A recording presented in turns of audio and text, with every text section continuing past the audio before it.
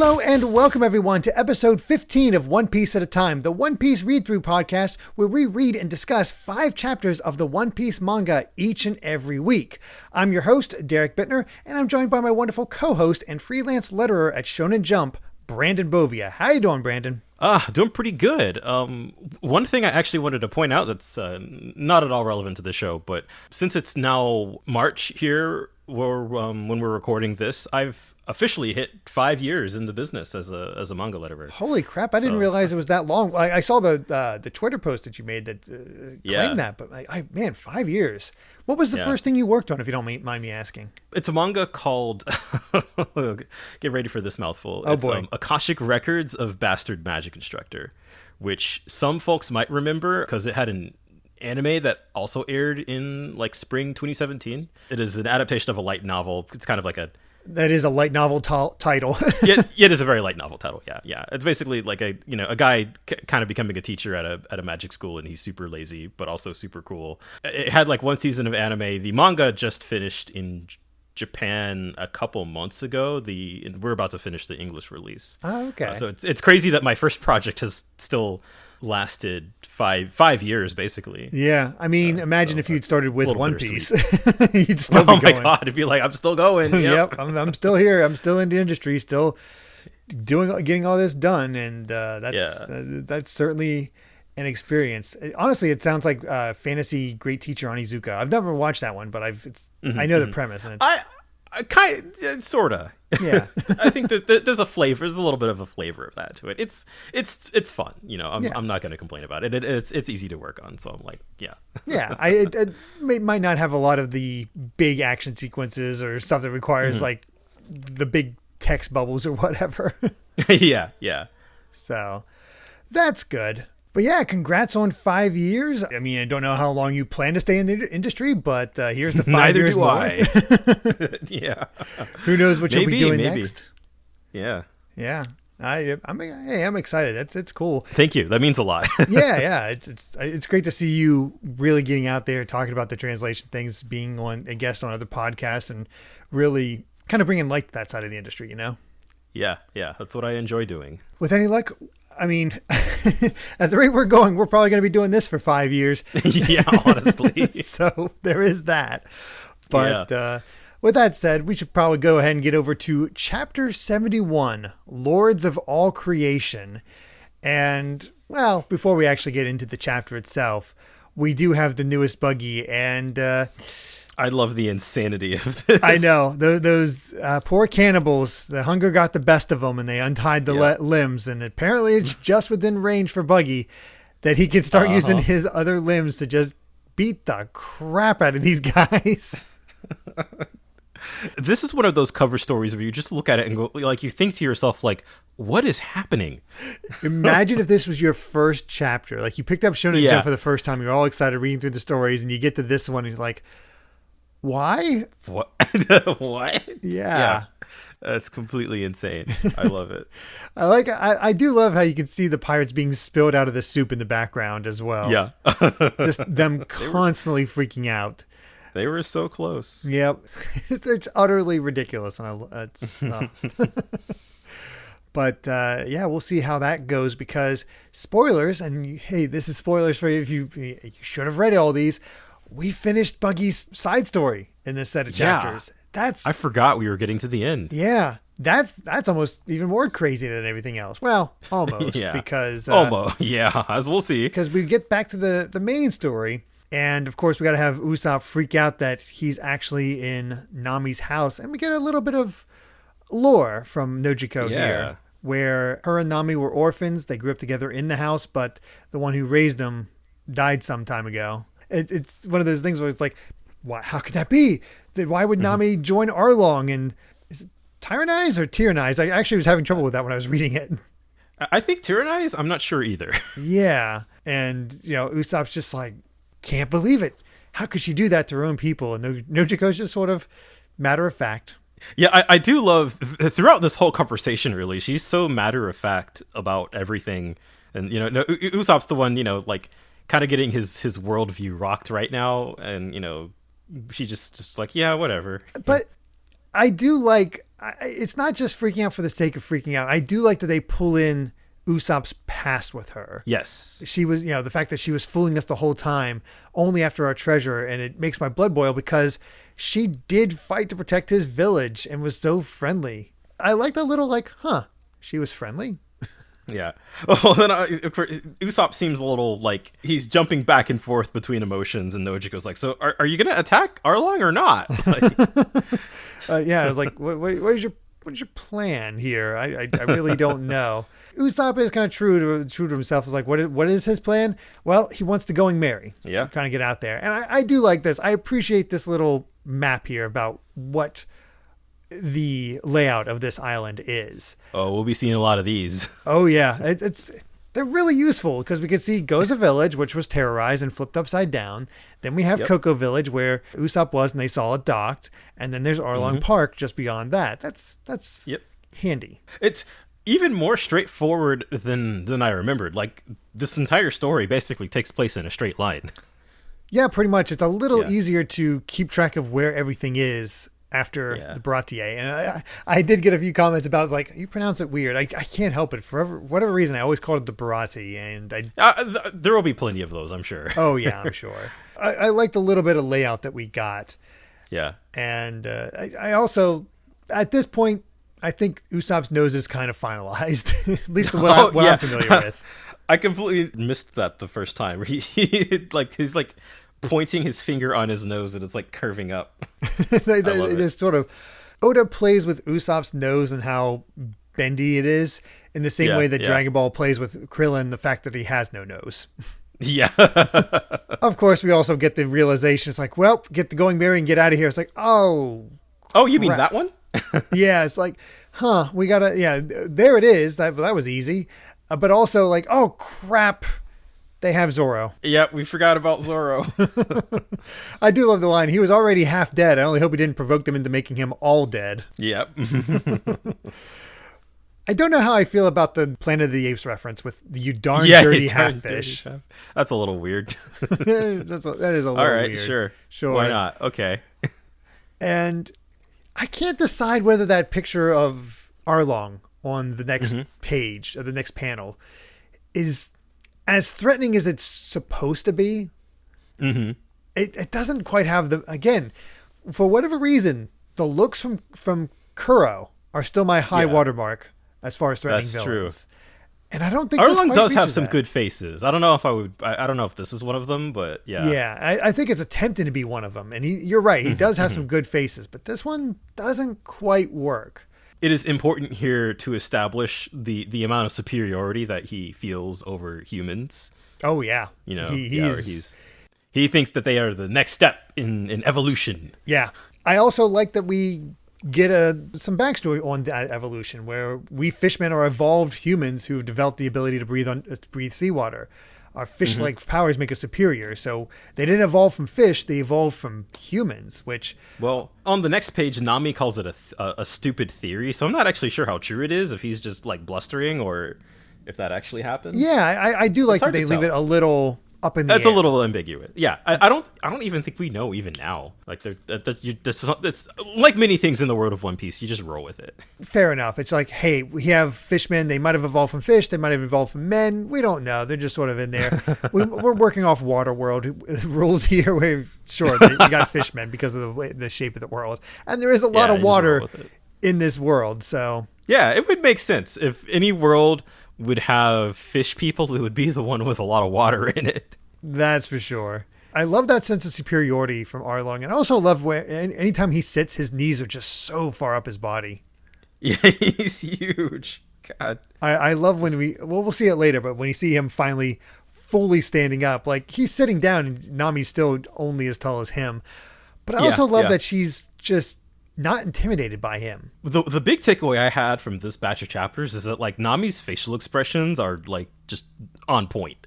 Yeah, like you feel that sort of like cold intensity from all of her emotions and actions in this set of chapters. I think this is also the first time she got a doom. Oh yeah. But yeah, this is when we get to see the the importance of Nami to the Arlong crew. She's their esteemed surveyor and makes excellent maps. Yep. Zoro's just sort of like, oh, you're in league with them? Yeah. He's learning all of this. I do love how we're sort of getting Zoro and Usopp kind of learning about the situation from completely different perspectives. It's definitely different having Nami directly there in front of him. And Zoro likes to play with that as we go along. Oh yeah, he's along for the ride. He is fantastic in these chapters. I'll be honest. Yes. It's cool to see him back in the limelight after kind of having to take a step back from the Baratier. Yeah. I love that line. So this is the real you. That's right. Surprised. And yeah, just the intense shading on both of them in that exchange between Zoro and Nami. But all it takes is a line from Arlong, the fact that that one forgave the death of a parent for money. She's our cold-blooded witch, and just that quick facial expression. She's not happy. It's like it's just like that one hurts. I don't think I've seen her make a face like that. No, in the entire manga up to this point. Like that's just you can tell there's something about that hit. Oh, and I mean, I feel if you've been paying attention, you can probably kind of piece it together by this point, where even Nojiko said that, like, hey, the person who raised us is dead. Yeah, I forgot how many clues they gave to her what happened in the past in these chapters. Yeah. But they work, and God, just that little eyebrow up exclamation from Zoro. Zoro he sees it. It's like, okay. That's enough. Tipped him off. It's almost like he gets it. It's like it almost feels like he plays along, or at least I guess he wants to do a test. It's like, I see. Well, I never trusted her anyway. Wouldn't surprise me if she's a murderer too. I knew she was no good from the moment we met. She's just like, well, scram, you're an eyesore. He jumps into the water while still tied up. Yeet. He's tied. He's been tied up this whole scene, and he just like leaps back into the pool behind him, just like, okay, I'm gonna drown now. Yep. It's like, arms aren't free, legs aren't free. I'm going in the water. And this immediately freaks him out. Yeah. Freaks out the fish. And she goes white. Arlong's like, well, just let him drown. And she jumps in to save him. Yeah. She's like, what was he thinking? And he's just like, what were you thinking? What kind of cold-blooded witch woman can't stand to see a man drown? He's pushing her buttons. Oh yeah. Freaking Zoro, man. He's just immediately got her figured out. It's like, okay, yeah, she's not as ruthless as she wants to be seen as, and she'll kick him and beat on him doing all this. I love that she's like, "What's with all those bandages?" And Zoro's like, "I ran out of clean laundry." Just punches him. Oh man. Nami has still enough of a command, like, just throw him. What should we do with him? Just throw him in jail. I'll deal with him. Yeah. So it's again. The character interaction here is so strong, very strong. Yeah. And that's when that fishman who was chasing Usopp appears, and like, the one with the long nose got away. I think he fled to Cocoa Village. It's like, well, I got village there anyway. So, let's go see what we find. And, Arlong's crew heads out to the village, and, that's when we meet Mr. Gen, who they saw his weapon, and we just get that shadow, that page turn where we see just how tall Arlong is. Yeah. Oh my God. That's intimidating. That black shadow hovering over this man with a pinwheel in his hat. Yeah. It's such a Genzo has such a fun character design. You can just tell that this is a guy who's just been through some stuff. Like he's covered in stitches, got like a kind of a naval uniform almost, and he just has a little cute little pinwheel on his hat. Like, yeah, I honestly I was so drawn in by the stitches that I completely missed the pinwheel. And his response, like he is not scared of Arlong one bit. You know, Arlong's like, there's somebody here with a weapon. And Genzo's just calmly like, you know, I've always liked looking at weapons. Yeah, that's me. That's whatever. And Arlong's just my hobby. Doing his whole thing. It's like, no, weapons give birth to wicked thoughts and violence. We can't threaten the peace. That's no good. Yeah. And of course, I love Usopp's reaction. to Arlong because not only is he freaking out, it's like that's Arlong, he's huge, and you see him hiding behind the wall, and he's literally horizontal. Yeah. He is levitating in fear. Yep, he is that freaked out. Oh, that's probably one of my favorite visual gags we've seen because it don't draw attention to it whatsoever. It's just there. But I do love we get the full unshaded view at like the size difference between Arlong and Genzo here. Like because Genzo is here like standing under like a little tree, and like Arlong is standing up and has his hand on like the top of the tree or like the canopy or whatever it is. Yeah, on the canopy. Yeah. It just the shot, it just, and all of the fishmen in general, like they're all huge. Arlong's definitely the biggest, but they're all comparable. Yeah, so just like you really just in comparison to this tiny feeble little old man. It's one of the times, especially looking at this shot, where we've seen pirate crews before. And we've seen how generally what they kind of look like and the background characters. But for the fishmen, they're all kind of intimidating. This is the first time it's like we've seen a crew that truly seems intimidating. Like, okay, this might be a problem type thing. Yeah. I think one difference for sure is that all of the other pirate crews so far have had like super gimmicky henchmen. And that isn't to say that the Arlong pirates don't have their gimmick characters, but like they're all intimidating and then also have a gimmick. Like, the gimmick is the fishmen, and that's enough to make their designs stand out. But they all still feel threatening, even if they can be silly. Yeah, absolutely. And we have such a difference here. Like it's fun to compare this with Baratier because we were so like into Baratier when it first started. Like, you know, crazy thing happening after a crazy thing happening. This one seems more purposeful in its plotting. Like, it's not as insane things crossing over. Just who knows what's going on. It's just pure chaos. Yeah, this is all these little pieces purposeful. Getting put into place. Yeah, we have a puzzle this time, and the villain straight in the center. Like the star of this show is Arlong. It's not like before where Geen was the kind of the star here, even though he's kind of understated. Yeah, where Krieg was the sort of the muscle and whatnot. But man, as we'll get through it, Arlong is something else. Yeah. We've been talking about this for a while, but you know, this page is where we finally get established that like he destroyed Gosa Village as an example, and that like all of the villages have to pay tribute to him. Yeah. So that like give me money so I don't like flip your entire village upside down. Pretty much. And there's 20 towns and villages under that kind of protection. So yeah, again, Fishman Mafia. Basically, yeah. And Nojiko even says on the next page, like, if even one person can't pay, like, we'll be crushed. Yeah. And I don't know how they're supposed to make this money, but I forget if they go into that or not later on. But that is rough. This is just inherently a way darker situation. Like, this is a poor island, like, under occupation.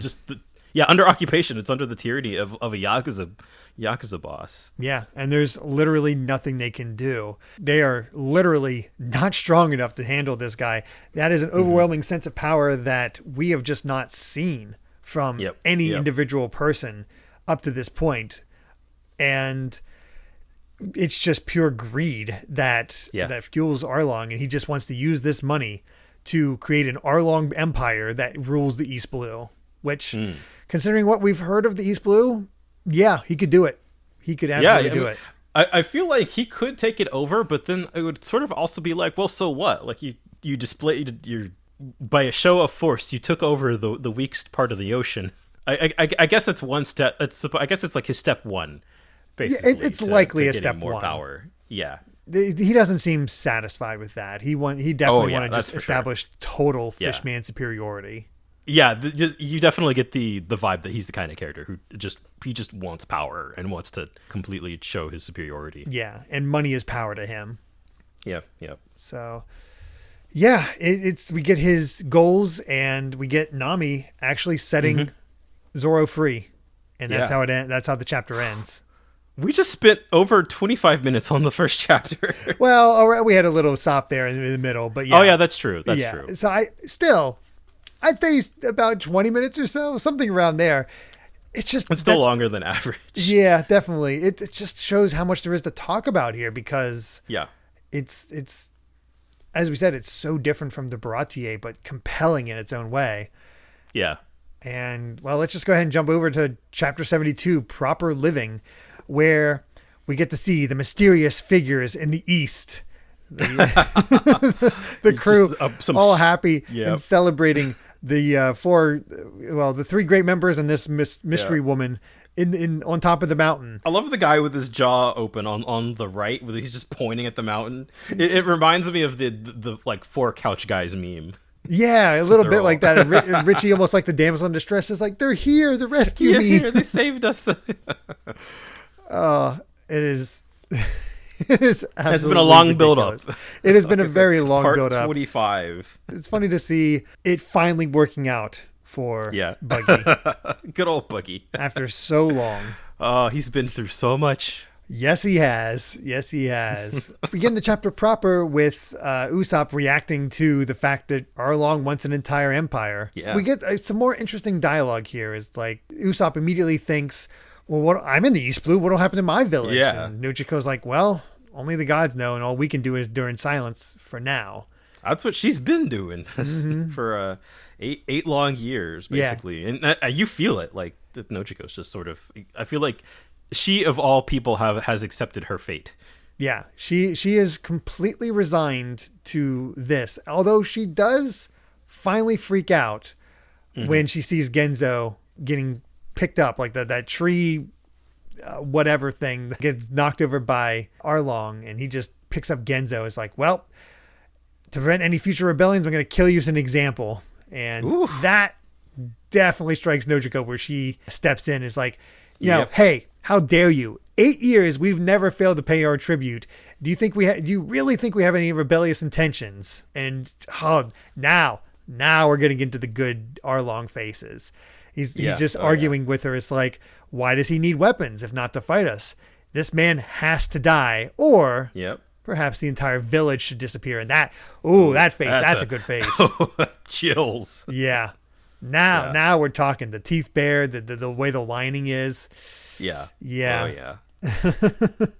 And he's right. It's like he lays it right out there. If any of you lays a hand on any of us, this village is a graveyard. And Genzo knows it too. It's like, nope, go to your homes, all of you. If violence breaks out, everything we've done for the 8 years to endure is for nothing. Apparently, they even tried to fight him once before, and it was all in vain. So there's some sort of vow that they made where they'll fight by enduring and by living. In hindsight, I think it was really important that when everybody got to Arlong Park initially, the first thing that they saw was all of the houses turned upside down. Because I think it is, like, you as the reader at this point understand the kind of power that Arlong is packing and the kind of threat that he is established as. So we know, like, when he says maybe the whole village should disappear, like, without a doubt, you know that is something that he's capable of. Oh yeah, that is not a bluff. Like, that is something that he can do and has done. Yeah, it is not an empty threat or anything like that. It is a just pure possibility. This will happen if they make any kind of mistake. And it's tense. It's tense. Like, you don't want to see this Genzo to die. There seems to be no way out of it. Yeah. And you kind of uses Genzo as this example, like shoving him his face into a pole. Oh, yeah. Know your place. He knows that resistance is futile and all creatures are not built equal. And we get his wahahaha. What a way to have like a villain speech while just like actively beating the crap out of an old man. Kind of goading them into, like, some of them into fighting him. And exactly. Genzo, again, it's like, do not fight him. Whatever you do. Basically just asking for any kind of mercy because he never used the weapon. But it's like, Genzo's like, no matter, even if I die, do not fight them. Yeah.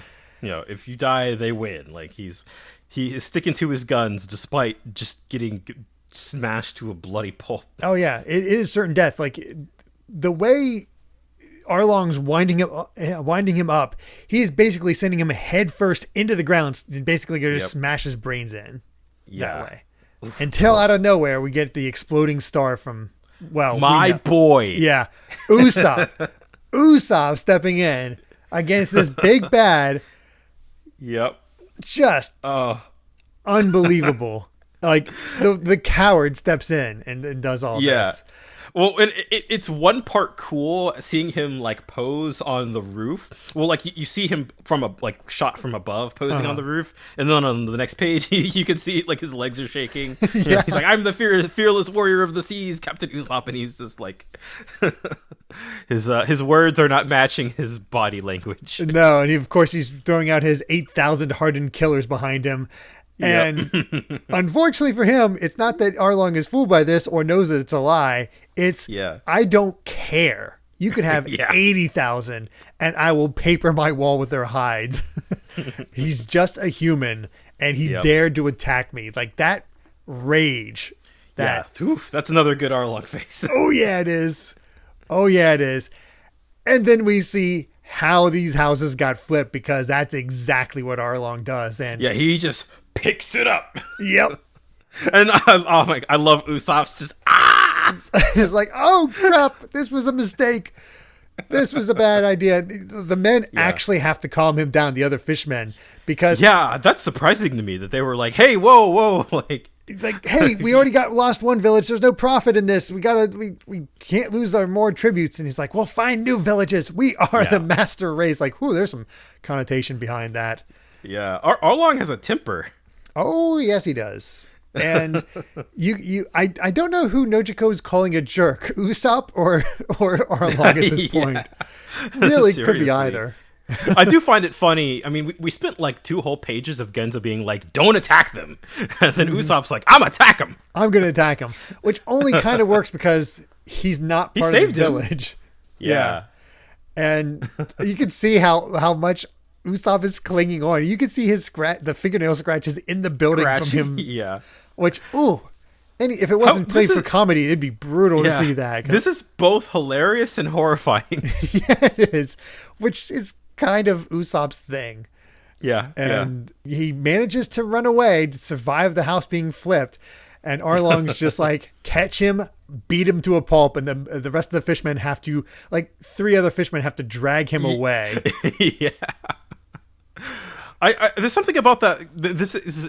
It's entirely an aspect of Arlong's character that I forgot about, was his temper, and that his crew have to actively like drag him away from the fight. Like I sort of love that. Mm-hmm. He is just unhinged if his rage is brought up to that much. It sort of puts them at a step above mindless goons, I guess. It does. Like his crew still has, like, they have their eyes on the prize, and Arlong is quick to just like, no, I'm gonna kill him. Every captain we've seen up to this point is basically the captain is basically the crew. They're the only ones that matter. And here, even these low-level grunts in the grand scheme have their place to play, their part to play. Yeah, exactly. It's nice. And you can immediately see the important ones. That's you got the guy here saying we'll be back. They just know, but Usopp might have caused some trouble, but Genzo survived. and then we get more of Usopp's tricks where he sends off an egg star, sending off rotten eggs to slow them down. He's like, it worked. And then they chase him again. Yep. Again, real threatening situation, but absolutely played for comedy. Yeah. Usopp the king.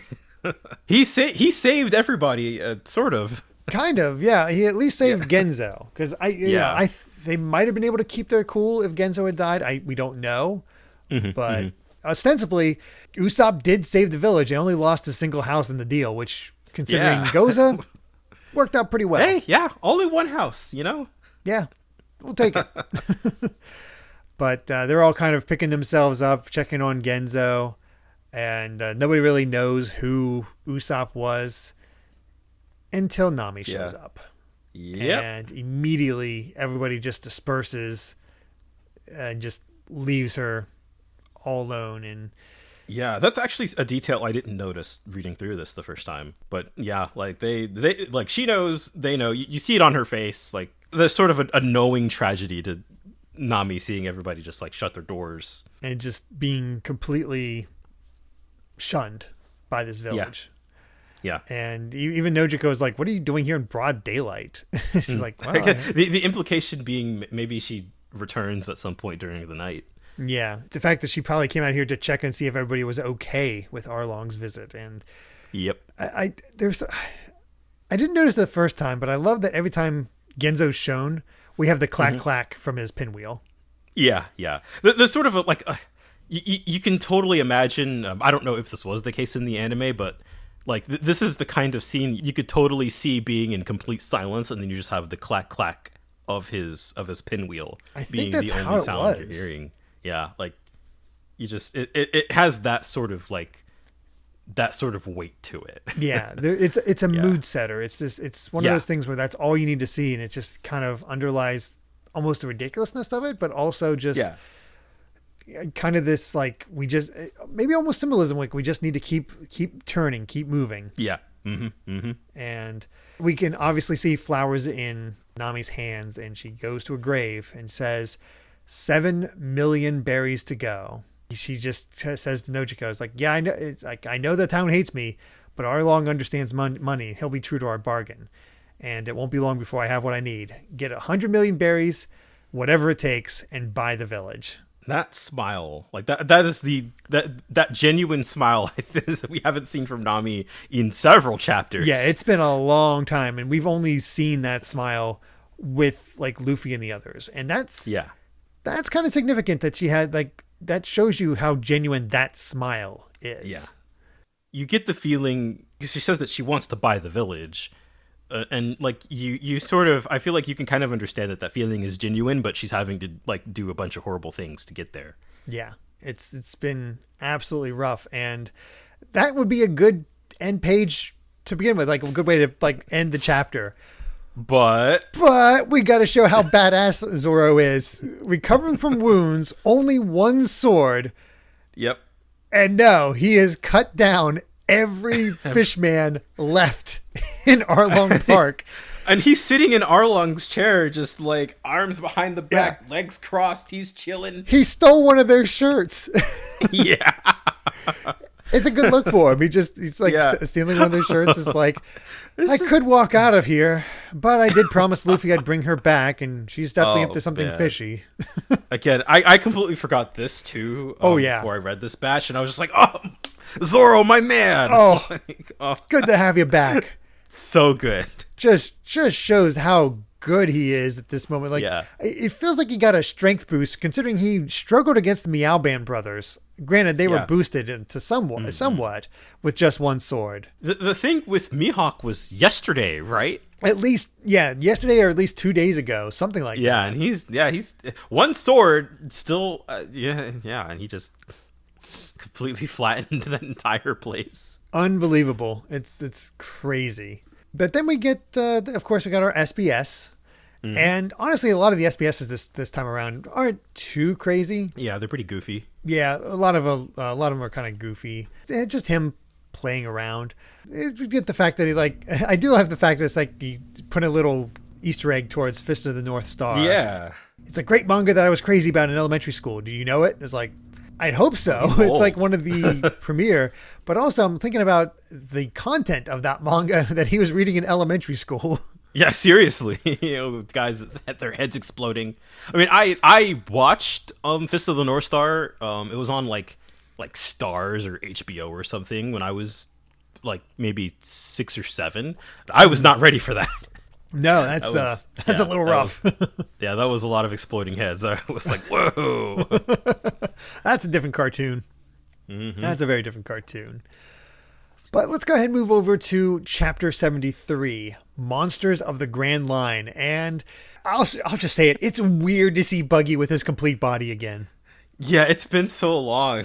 I love his pose. He knows it has been a 26-part cover story of him just like broken up in limbs. And he's very happy after everything that his crew and his body has been through. He's back. Yeah, he's back. He got his 2 right-hand men. We got the mystery woman. This is his hero shot. Yeah. Oh man, I love Buggy so much. What a journey that has been. I mean, the only way you can top ridiculous posing from Buggy is ridiculous posing from Hachin as he's fishing with 3 different fishing poles. Yeah. His arms crossed in very weird ways. I mean, he's an octopus, so yeah, it's like, that is yeah, true. But still, it's such a blink and you miss it gag. Yeah, I was so mesmerized by it that I kept looking at how he had it set up. Like Hachan here is such a weird character, but he's so kind of lovable. He's roasting a giant pig next to himself. He is fishing with 3 poles. He can do a toot, and you can see his teeth out at the edge, so he's able to stretch his teeth out that far. He is a weird-looking guy. This is a weird... Yeah, I feel like Oda has just been charging up, waiting to draw a character with multiple limbs, and is like, I'm going to do so much weird crap with this guy. It's like, I can't wait. And he says it's time to eat to this monster underneath the depths, and... Called Mumu, or Momu? Yeah, Momu. And it scares off a tiger shark. Yeah. And I love how Zora's just like, was that a trumpet? Like, just that panel of him just like, huh? The heck? Again, just in the Hawaiian shirt, just relaxing in Arlong's chair. Yeah. It's such a great image. It's like, Momu hasn't shown up yet. He loves his roast pig. Did he already eat it? Maybe I should eat it. And that's when Zoro shows up. Is like, hey, what's with the trumpet? I love Hachan is just so wonderfully stupid. Who are you? I'm Hachan, but call me Hachi. Yeah, he's just like, oh, are you a guest? Like, and Zoro's like, yeah. Yeah, that's it. You're a Navy man guest? Yeah, sure. Also love that he says, I'm a cuddly octopus fish man. I mean, he's got a lot of arms to hug with. That is he's a very huggable character, or he can hug you at the very least. And that's when Zoro finds out. I was like, oh yeah, Arlong's off at Cocoa Village. Beware, there's some kind of weird, long-known stranger running around. He could just kind of tell he's just out of the know. And apparently he doesn't have great hearing, because how did he not hear of Zoro slaughtering all the men? Yeah, seriously. That just happened. Yeah. But hey, Zoro is able to use this to advantage and get a ride in Hachi's pot to go to Cocoa Village. A strange form of fast travel, but I'll allow it. Yeah, I kind of dig it. Yeah. I also dig the weird arrival. Like all of a sudden we're back with Luffy and Sanji, and it's just like, yeah, it's been a while. A lot has happened. Yosaku is screaming his head off, and Luffy's just like, what's with him? And then we get to see Momu. Yep. Just a giant sea monster cow sea monster, and yeah, I love that it's kind of cute. Yeah, he's adorable in a sort of cursed way. Yeah, it is cute in the weirdest way. I love it, but it's also I love his thoughts. No roast pig here. I love that the caption calls him a heavy combat beast. This is the creature that caused those heavy lines within Gosa Village. Again, that is a good point that Luffy brings up. He says, look at all that beef. Is it beef meat or is it fish meat if you ate Momu? Hard to tell. Yeah. Meanwhile, Sanji's like, a cow or a hippo? I love that they're not really impressed by it. They're just sort of like, Yeah, it's like, oh, wow, look at all that. And Yosaku is the one freaking out. It's like, hey, this is a monster from the Grand Line. What's it doing in East Blue? Uh-huh. He apparently wants their food. Yeah, he wants their food, and yeah, you don't take Luffy's food. I love the page turn. Gum pistol and just smacks instantly. him. I mean, it's not the first sea monster we've seen Luffy punch with a pistol. Yeah, I sort of love the buildup of like it being this thing.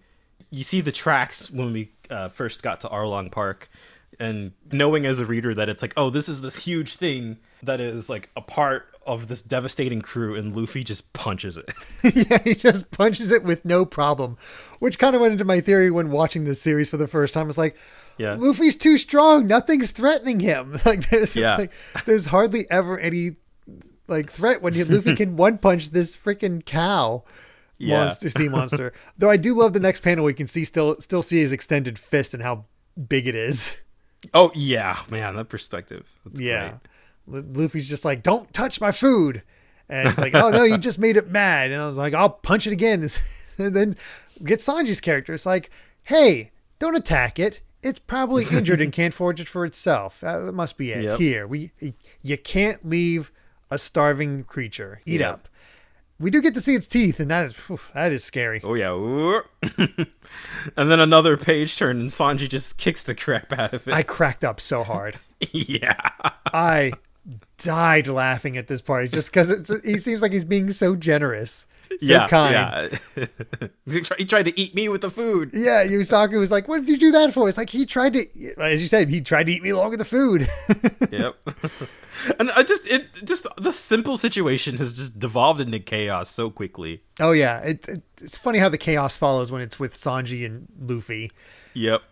And we get a proper demonstration of what Sanji's capable of, and one of his signature moves, the Collier coup, where he kicks him right in the neck and just calls him a stupid kicks dippo. Looks so painful. Oh god, the way his neck bends, like it's amazing. Yeah, the way it like bends at an angle, just. Yep. It's nuts. It also says to me, like, okay, I know Sanji was injured at the time. Yep. But he just took down a monster from the Grand Line with not much trouble. Would Krieg's pirates have been fine in the Grand Line if they just hadn't come across Mihawk, especially with Geen on the side? I think the thing they wanted to establish back then was that sort of anything can happen. I guess that is the big point of that. Is like, you don't know what could happen. Like, they might even be strong enough, because I don't know if Geen can, in a fight where Sanji's at his best, could have taken Sanji. I bet Pearl could have taken Momu. I have no argument to back that up, but I just wanted to say that. Yeah. But, they defeat Momu and then just like, moving on. I love how Yosaku's like, these guys are crazy. They're crazy. Yeah. In that amount of time, Zoro is able to arrive, and off goes Hachi. I do love, I don't think we've established Zoro's like getting lost gag yet. He seems to be able to like follow like proper directions from Hachi. Yeah, he definitely lucks into a lot of locations at this point. I also like to play on words. It's like, that Saul nose is around somewhere, so I better find our long nose. Yeah. And I think what I love most about this is it's the positioning, how each character's position is kind of getting shuffled. Everyone's constantly changing. Yeah, and nobody's quite meeting up. Nobody's coalesced yet. And it's all been kind of separated as everybody tries to just locate each other, and things happen. Arlong is no longer in Cocoa Village, is already upset, and comes back to all his remaining men cut up. I love that he's like carrying one of them in his arms, and he's like, no. At least he cares for his crew. That's the first time we've seen a pirate captain care for, well, I guess other than, kind of Buggy. Buggy did blow up that one guy, but my care is it's a weird thing. But yeah, he cares just because they're all superior to humans. Yeah, that is why he does care. Yeah, it's true. And that's when he learns, is like, Zoro, the pirate hunters come for my head. Oh yeah, it's like, we brought him. He was our captive. What a turn of events. I know. They're like, we accidentally brought the pirate hunter to us, and we had no idea. Unfortunately, they did capture Usopp. Usopp wasn't quite fast enough. This guy likes to go smack. Mm-hmm. He got big kissing lips. Yep. And he's like, well, you want to cut Usopp's throat? It'll cheer you up. I don't know. I'm not sure if I'm in enough mood. Usopp's quick to just like, okay, all right. You're not in the mood for killing. Bye. That's fine. I'll leave. I'll go. They get this other guy, this Manta Man. I do forget his name. We do get it later, but I was like, I can't remember these guys' names. And the Manta Man is like, maybe Nami smuggled Zoro in here just to take your head. And everybody's like, her strange attitude was strange, and she did save him. It's interesting that there is we do sort of get like a not all of the fishmen are kind of on the same page here, because we have the manta ray guy who's like the most mistrusting of Nami and her actions. It's just like something is suspicious here. Like I'm glad that there's sort of like one of these antagonists is kind of putting two and two together. Arlong seems to have competent underlings. Yeah. Hachi, take or leave, but yeah. we'll get to Hachi soon enough. But yeah, that Nami arrives just in time to like, hey, how dare you accuse me? It is interesting from her perspective how much she's trying to balance here. Like she's going for this goal of 100 million. She only needs 8 million more. And Usopp and Zoro are causing her nothing but problems. Kind of ruining everything. Yeah. Yeah. Like she has this whole plan in her head and is just constantly being like, not again. Constantly on her toes, trying to convince them that she's with them. It's like, and she says here, 8 years ago, I sealed my loyalty with this tattoo, and I've almost gotten to the agreed upon amount. So I wouldn't do anything to ruin this now. Yeah.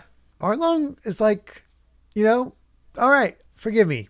Sorry I mistrusted you. We just got to be excited. Of course we trust you. He's a benevolent gang boss. Yeah. Now let's kill this guy and Zoro. Yep. And again, that tapping of Nami is like, oh God, how do I get out of this? Not again. And we just leave with Zoro realizing that Arlong is already gone. Usopp's been captured. And Luffy and Sanji have captured Momu. Yeah. And is getting taken to Arlong Park. So good. It's so dumb, but it works so well. Once again, we got more SBS. It is just nonsense, I guess. Mostly nonsense. Yeah, there's really not a whole lot to say. But, it's fine enough. There's plenty of other things to talk about because we're up to Chapter 74, Business. And now it's the revenge of Buggy and his crew on the cover page. Yeah, and we get his Chop Chop parade back where all of his limbs are taking out the cannibals. We see Moji and Kabaji working together with their kicks. And we get this mystery one pointing a gun at them, one of the cannibals' face. Like, we still don't exactly know what she's capable of, but I mean, she's been here this whole time. She just exudes confidence. But I also love the other pirates just like in love, like Richie with hard eyes, like yay, Richie in the background, like go top 4. It's funny to like Buggy kind of have like his last minute hero save moment. Mm-hmm. the hero of his own story. Yeah. In the chapter itself, we find out once again that Arlong's bounty is 20 million berries, the highest in East Blue. So something I've noticed, and we'll definitely get to as time goes on, is wanted posters. The bounties on pirates' heads are kind of mark their power level.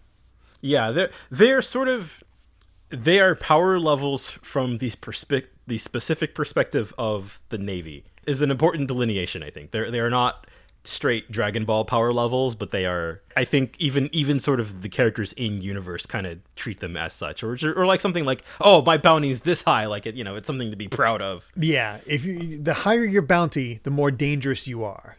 Yeah. And at least to the Navy's perspective, it's an interesting way to handle it, where you don't have to go into the specifics and worry about power levels. It's just like, from this perspective, this is who the strongest is according to these people. And I actually have some comments for the Navy as we go along. I forget if it's this chapter or next, but yeah. Mm-hmm. He's just trying to find out where Zoro's hiding. I do wonder. Arlong says he slaughtered my men. Did Zoro kill all these guys, or they just sort of knocked unconscious? I feel like they're probably just unconscious. Like, yeah. One was talking, so I feel like they're not all dead, but yeah, they're just defeated. I'm kind of loving Usopp's approach to interrogation in this scene where he's just like, I don't have anything to do with it with Zoro. I was like, Zoro's my friend. If you touch me, you'll be sorry. It's like, so if I kill you, Zoro will come here? No, you shouldn't kill me. If you keep me alive, then he'll come to save me. In fact, if you kill me, Zoro will never come here. Yeah.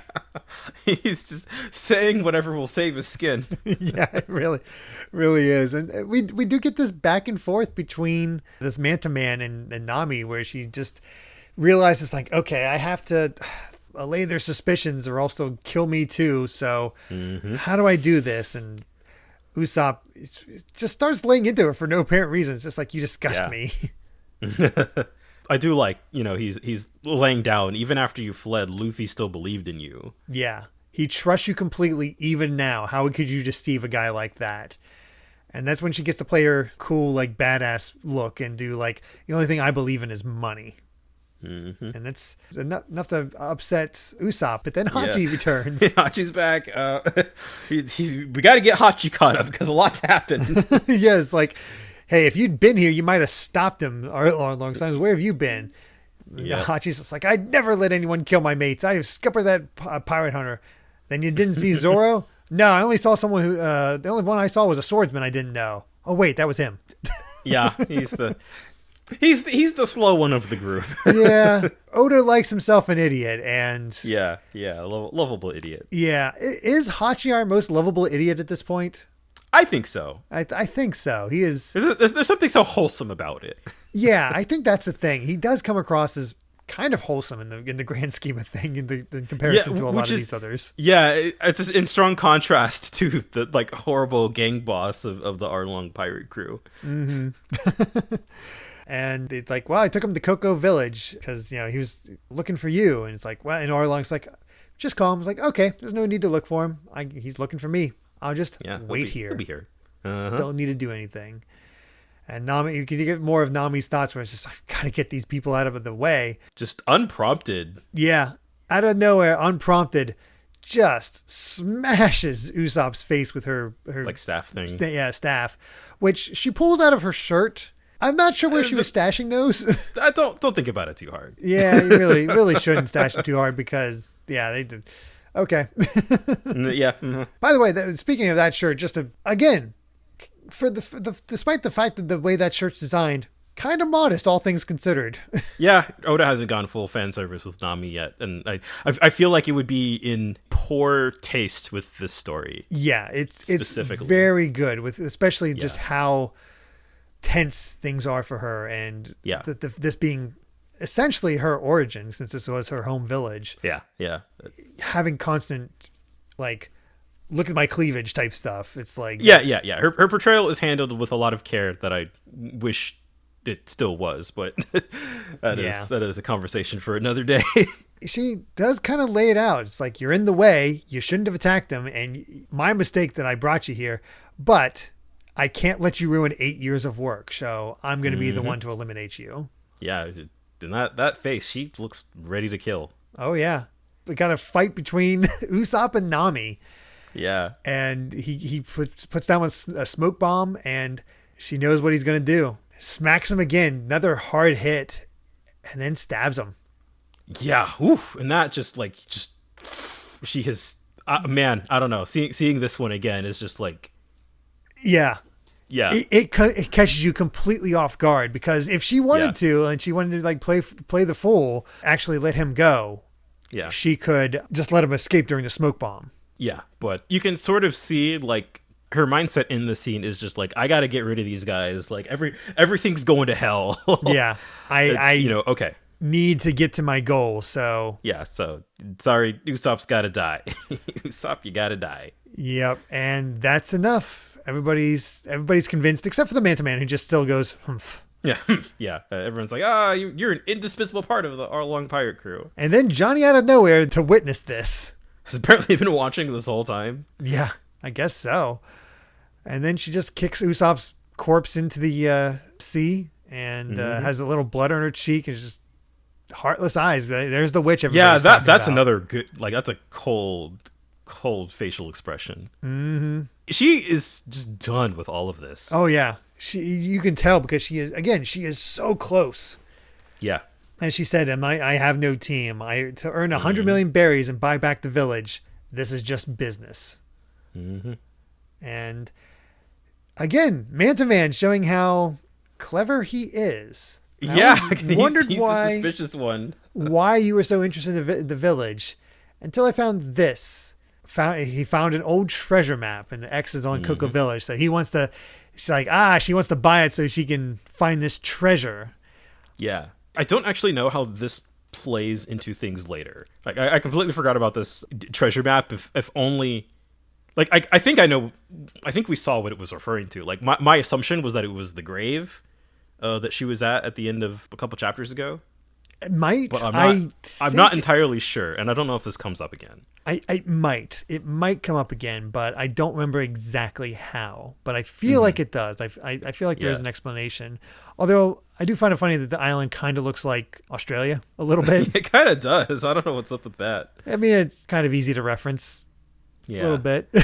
But whatever it is referring to, like you can see, like Nami's clearly upset. Oh yeah, she's definitely upset, but it is an impressive looking map. It's the first map we'd seen, but there's the topography in there. It's well done, and all the pirates are just like, all right, hey, mountain of hidden treasure, mountain of gold, let's do it. And Arlong's like, nope, give it back. It belongs to her. Arlong is like, I'm not going to go back on my deal. I'd slit my belly before I'd break a promise. Yeah, he's being established as very benevolent toward Nami. It's just doing business. She just sort of smiles like, that's the Arlong I know. Like she just feels like I know him. I know how he works, so I'm just gonna do this. And you get to see once again the knife and just how the bloody knife. Oh god, he bled so much it's all over her hand. Mm-hmm. You can just tell how much Arlong kind of appreciates and not respect, but just like it kind of has his trust. Yeah, definitely has the trust. And we get back to Johnny. He's like, I gotta tell them that she is a witch. Yeah. And finally, at this moment, they can see Arlong Park, Luffy and Sanji. And they're just about to crash into it. Yeah, I love that Sanji just keeps calling this thing a hippo. Yeah. Don't give out yet. Yeah, but it actually avoids Arlong Park and goes to the right, and they're going to crash into the shore. Yeah. And you just hear this big crash with the three of them, and Zoro is just like, "What was that?" And that's the end of the chapter. It's a different chapter again, just putting everybody in there. And I'm debating in myself, like, do I want to talk about a certain thing or not concerning that chapter? And I feel like not, even though I feel like most people reading this kind of know what I'm gonna get at, but with just I think we can cross that bridge when we get there. Yeah. So there is that aspect to things as we go along of just kind of knowing where things are going. Yeah. Even if you're not familiar with the story up to this point, you kind of know if you've seen things. Yeah. It'll be fun to see it play out. Now, I did want to call out some of the SBS stuff here. One is I love how Oda took the extra time to draw how flintlocks work and kind of demonstrate those, which is probably important for the Japanese audience who don't really know guns. Yeah. I love the detail that he says that the flintlocks are supposed to, like, they have to be reloaded after every shot, but in the world of One Piece, they've been modified to shoot multiple times. That's cool. The other SBS I really like is... the other question is, somebody tried to crack a joke. Is like, how many fats is Alvida's fatness? And he just says, get out of here. It's like the fact that he even chose to reply to that. Yeah, he specifically wanted to call it out. Yeah, it's like, don't body shame. Good on him. Yep, definitely. But that brings us to our final chapter of the set. Chapter 75 of Maps and Fishmen, where we get the final episode of Buggy's crew after the battle. Oh, Captain, my Captain. Captain, my Captain. Yes. Buggy kicking over his own grave. Moji and Kabaji celebrating and crying in each other's arms. Buggy triumphant. His crew celebrating. This mystery woman smiling over him. He has come back and is stronger than ever. Maybe. Nothing can bring down Captain Buggy. He is unstoppable.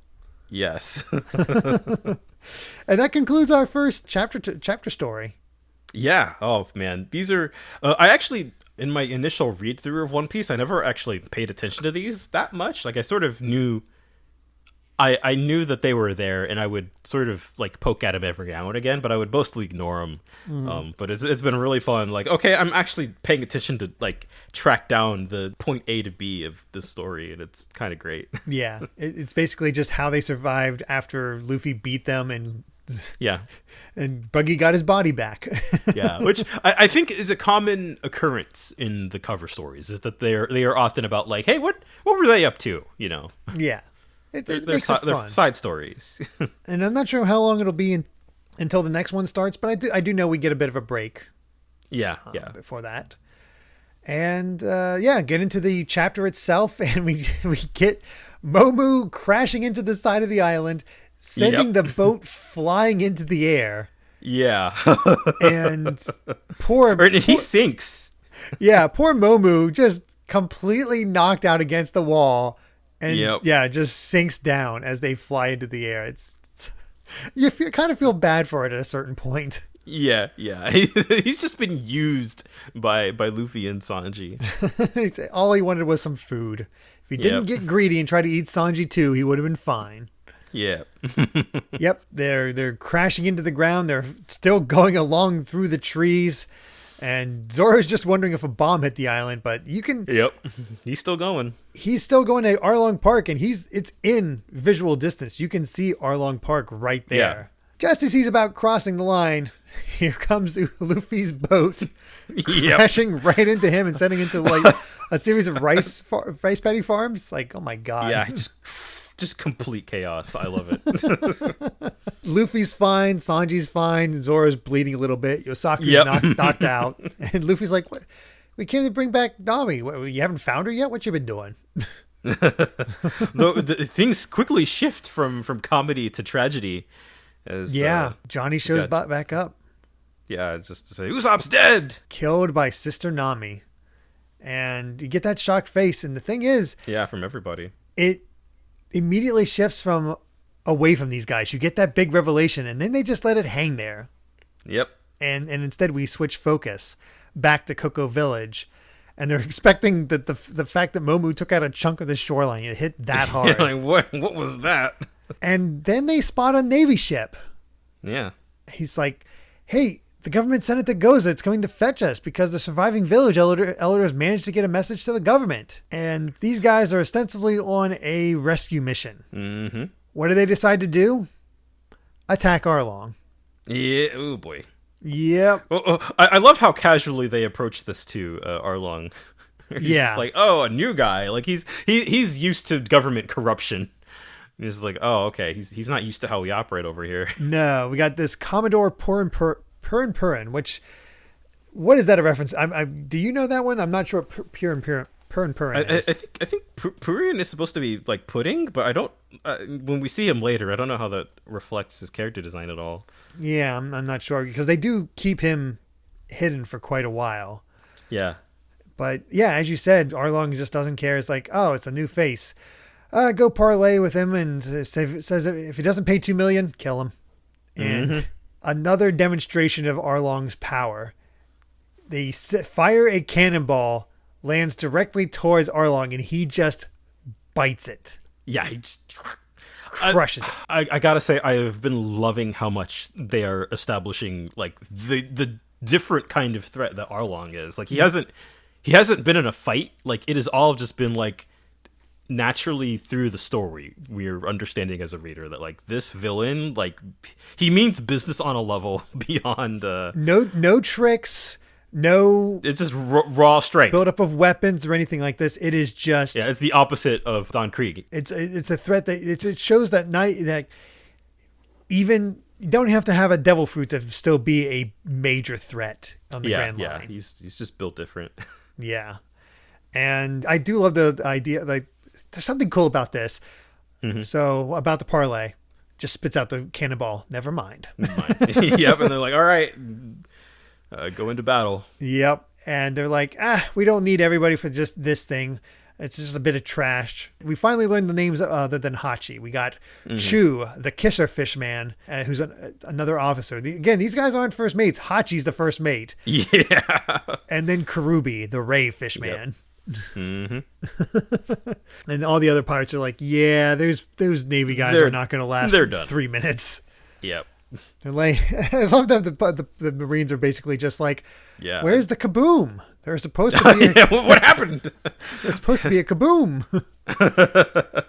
Also, this was, 97, 98, or 98, 99 around this point when it was coming out. I feel like by the time it was getting translated, this is a South Park reference to say them, respect our authority. Oh, it has to be. That completely went over my head. It was such a big thing at that time. I feel like it might not be, but it's the time frames match up. Yeah, that's funny. I love this show of power. We've been seeing what Arlong. The rest of this chapter is basically just like a whole curb stomp. Yeah, it totally is, and we've seen Kuro. Well, not seen him, but we saw the aftermath of Kuro taken out. But this feels like another level of taking out a Navy ship. Yeah, I love like Chu. Like he just straight up dives from underwater and just like stabs a guy with water. Like he spits a guy. Yeah, his mouth is a pressurized water cannon. It punctures a guy, and that's hardcore. Yeah, we see Purin. Yep. And look at this guy is absolutely ridiculous. Yeah, well, I love that he does the whole he does the whole speech like we are an elite fighting unit, blah blah blah, and just gets blah shot in the chest mid speech. That's how you know they're pirates. Yeah, no speeches. That's it. Yeah, and I gotta say, up to this point, everything we've seen of the Marines, other than Kobe and the Marines that take over after Morgan was defeated. Yeah. Every Marine has been corrupt or ineffectual. Yeah, pretty much. It's not really been a nice painting of the... yeah, they're not much of a threat. Yeah, the essentially the government body. So, yeah. We'll get there. We'll get there, but it's interesting how they've kind of introduced it. Yeah, this early on, they are just like... They are the joke. It might explain, honestly, it might tie into the fact that East Blue is considered the weakest, that we can just send the weakest of the Marines to. Yeah, that's true. If they're just like, this. well, yeah, we just, send your worst men here, and they'll keep an eye on it or whatever. Yeah, or just take money from pirates. Yeah, they're good, just put them here. Yeah. And we got Chu here taking out the men on board. We got Karubi removing the rudder. Yeah. Well, he just ripped it off, apparently. Which is impressive on its own. And then we see why Hachi's the first mate. Yeah. Moves that huge rock, this reef. Yeah, he is just apparently just like one, what? Yeah. And secondly, he's just like... unbelievably strong. Yeah. Yeah. And we get a punch in the ship. We get... Then just using the knowledge of the seas. Take a big reef, put it in a strong current, and they create a maelstrom that sucks down the ship. Just like it's ordinary business, basically. They're like, oh yeah, we've done this 1,000 times. Oh yeah. Yeah. And these Marines are dead. Yep. They've just sunk ship. And then I feel like just that shot of everybody in Cocoa Village, like, they're coming to rescue us. And it's hopeless. Yeah. You get to see why Nojiko has been like this, and you just got to endure it. And it's just like, there is no hope. We just have to endure no matter what happens, because otherwise we're dead. Mm-hmm. And who knows? Maybe those guys could have rescued the survivors of Gosa Village. But instead, they felt the need to actually fight Arlong, and you just don't fight Arlong. That was sort of the lesson that's been hammered into our heads in these 5 chapters. Mistakes were made. Oh yeah, we get them coming back, and we get to see why. It's not that they're because they're fishermen that they need to do that with the maelstrom. It's because of Nami. Yeah, she's because of her maps. And their abilities, they are just kind of invincible because of this. That's kind of a detail that I glossed over, but it's a really cool way to establish like the kind of the ways in which she is a core part of this crew, and like kind of how her knowledge is enabling them to do horrible things. Yeah. And we get this thing. It's like, man, it'll suck when she's not with us anymore. Mm-hmm. And Arlong's just, again, is like, I'll die before I break my word. And then it's almost like he has an idea. Yeah, he's just Yeah, but that's it for the fishmen for now. Instead, we go back to Luffy, who seems to be actively like yanking on Johnny at this point, because yeah, he just can't believe it. There is no way that Nami would kill Usopp because she's our shipmate. That is such a strong, such. I mean, we saw Usopp talk about it earlier, but like just he is so it feels like Luffy is so confident in the quality of Nami's character, like without even a hesitation. Like she would never do that. Yeah, that is the depth of his trust. This is the same face he made when Zoro got cut by Mihawk. Yeah. He's when you're on the crew, you're Nakama for life. Like. Yeah. This when I was watching my original fan subs by Kaizoku, this is when they really hammered in the Nakama. Yeah. Man, what a way to end, where it's just like Usopp apparently dead. Things very hopeless for Cocoa Village. Luffy finally on the scene, and then Nami shows up to confront them. And that's where the chapter ends. Yep. They leave us hanging at that. I was so upset. It's just oh man. It's just awful. I want more. Yeah, it's why it becomes so bingeable at this point. Yeah. You just don't want to stop. Woo! And again, the only SBS we get is the fact that Full Body's name comes from Full Body Wine. So cute. There is that. But man, again, it is a different flavor from the Baratier. Yeah, this arc has just like we're still in the setup phase for everything. Like we're establishing all of the different like factions and perspectives and stuff, but it's so tightly paced, it's so gripping. You just want to see what happens next. Like it's I don't know, it's setting totally up, feels but like it's maintaining interest the entire time. It's not doing Yeah. it by having just outright insanity at all moments. He literally had to toss in a different threat to extend the Baratier. If you were just fighting the Krieg, it'd be a little different. But again, that show of power that does give Baratier its flavor. But we don't need that for Arlong Park so far. Yeah, it really is just straight up like Arlong is stronger than anything that you've encountered up to this point. Like that's just it, and it's a lot of establishing that just like this is a gang boss that is like taken over an entire village with like raw power and corruption.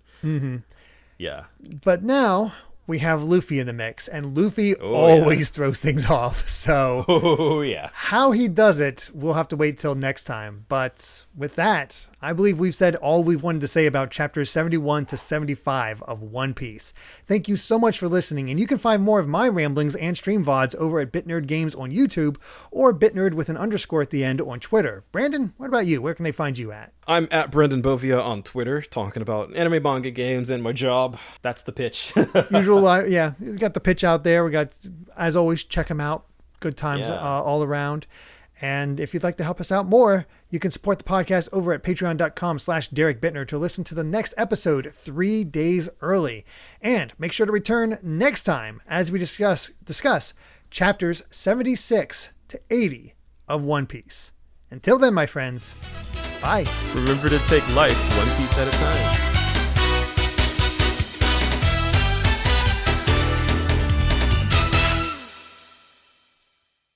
Keep your end of the deal, and I'll have those berries soon. Yes, of course. I'd rather cut my stomach open and die than break a promise concerning money. That's the kind of man I am. Glad to hear it, Arlong. You know the score. She gives me the creeps. Oh, what a great woman she's become.